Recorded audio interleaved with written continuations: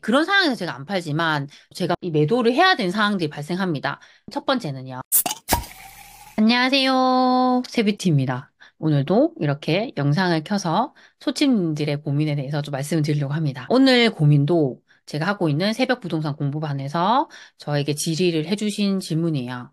제가 이 질문을 들었을 때, 아, 이 부분은 정말 많은 분들이 고민을 하겠구나. 특히나 이제 투자를 시작하려고 하거나, 이제 뭐 내 집 마련하거나, 이런 분들이, 고민하시는 분들이 아, 요걸 되게 많이 고민할 수 있겠구나라는 생각을 했습니다. 그래서 제가 이 부분에 대해서 좀 말씀을 드리려고 합니다. 어떤 질문이었냐면요. 매도.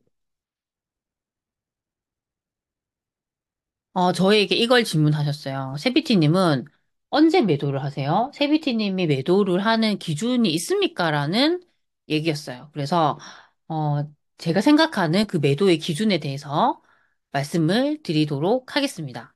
일단 첫 번째. 첫 번째는요. 저는 안 판다는 거죠. 안 판다. 아, 이게 되게 의아하게 들릴 수도 있습니다. 근데 제가 처음에 투자를 할 때는 절대 이런 생각을 안 했죠. 어떻게든 빨리 팔아가지고 수익을 내자라고 생각을 했습니다. 근데, 제가 이렇게 투자를 계속 하면서 제가 느꼈던 게 뭐냐면, 우리가 사는 거 있잖아요. 매수.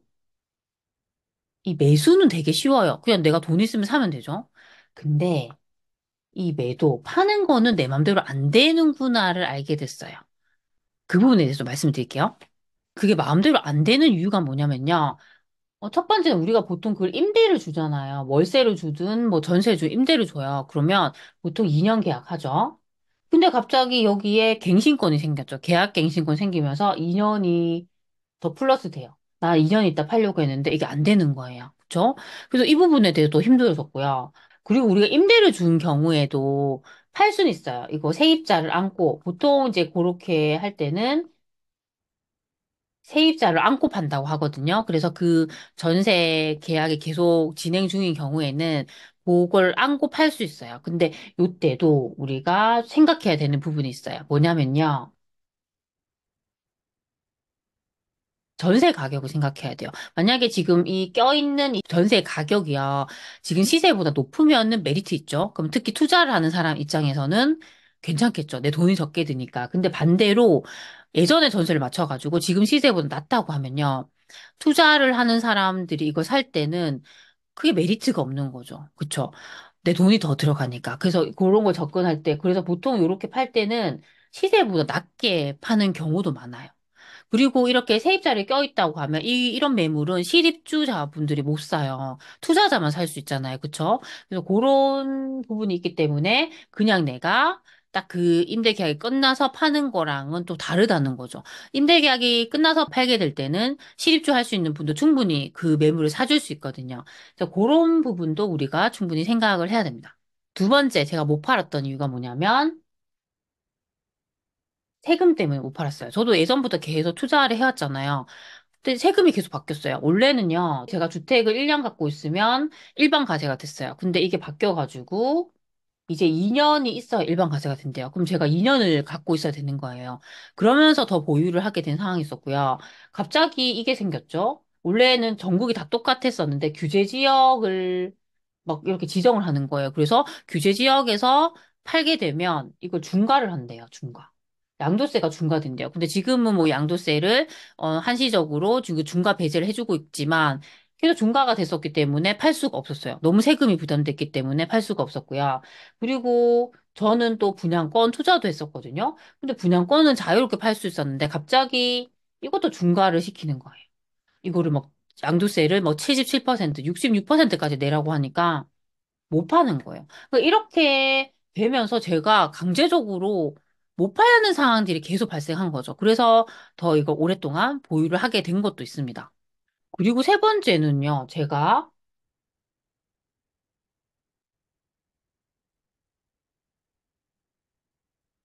이래서 안 판 거죠. 너무 좋아서. 그 물건이 너무 좋아서.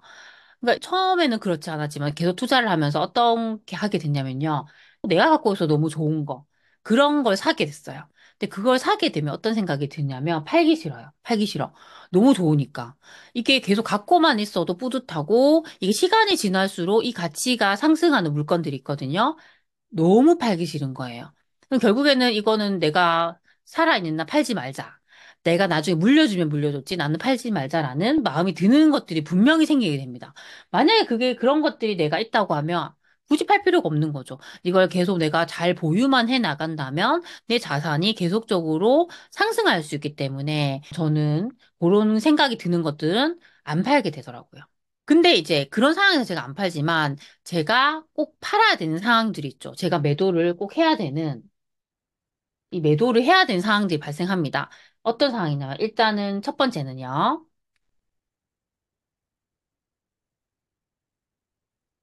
내가 버틸 수 없을 때. 그 최근처럼 우리가 부동산 시장이 너무 안 좋아졌잖아요. 내가 이걸 가지고 감에 있어서 너무 부담이 되는 것들이 있죠. 그럼 결국에는 내가 가져갈 수가 없어요. 아무리 그게 좋다 해도 내가 버틸 수 없다면 가져갈 수 없죠. 그러면 결국에는 내가 손해를 봐도 손절해야 되는 거죠. 내가 이걸 가져가면 분명히 얘는 확실히 회복을 하고 반등하게 보인다 할지라도 내가 그가 버틸 수 없다면 손절해야 돼요. 저도 그렇게 한 게 있습니다. 그쵸? 그래서 그럴 땐 저도 어쩔 수 없이 팔게 되는 상황이 있습니다. 그리고 두 번째는요.